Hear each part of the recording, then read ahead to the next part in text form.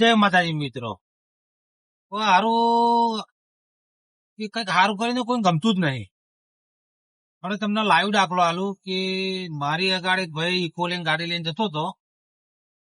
એ ભાઈને સ્ટેપની નીકળી ગઈ, એટલે કે સ્ટેપની એટલે કે પેર વ્હીલ. તો ગાડીથી પેર વ્હીલ નીકળી ગયું ને પડી ગયું. એક રિક્ષાવાળા આવીને પેર વ્હીલ લઈ લીધું. નવું નવું પેર વ્હીલ હતું. હવે ભાઈ ગાડી તો બમ લઈને આવી છે, પણ ભેખારો નાના નાના હોય એના માટે એની વ્હીલ પડી ગયું, પેર વ્હીલ. તૈયારી મેં ગાડી વાળો તો નીકળી ગયો, પણ રિક્ષા વાળા પેર વ્હીલ લઈ લીધું. તો હું ગાડી લઈને આગળ ગયો અને મારા પુરાણો હતું ડીઝલ.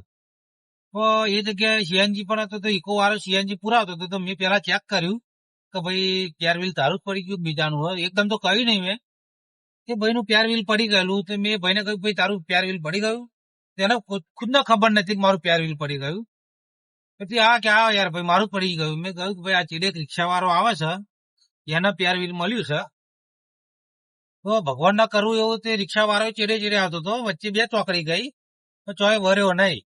સીધો સીધો આવ્યો ને હું રોડ પર આવીને ઉભો રહ્યો. રિક્ષા વાળો આવ્યો, મેં રિક્ષા વાળા હાથ માર્યો. અને ભાઈ એવો જ મને ઓળખતો હતો કે ભાઈ એને મન જોઈ લો, કારણ કે ભાઈ પેર વ્હીલ લીધું ને તારે હું એની સામે ઉભો હતો. એટલે એને મન જોઈ લો. એને મેં વાત પણ કરી, એટલે ભાઈ આપી દે તો કે મલત આપી દઈશું ક્યાં.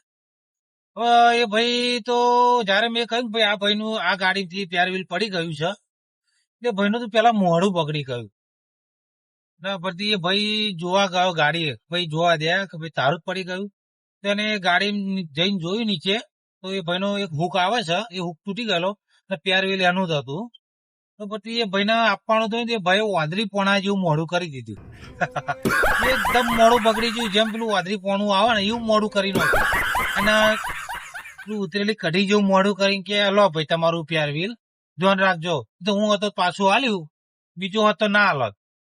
એટલે એવું છે કે કોકનું હારું કરીએ એટલે લોકોને ગમતું નથી.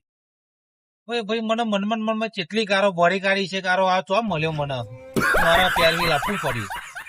હારી છે દુનિયા મારા ભાઈ.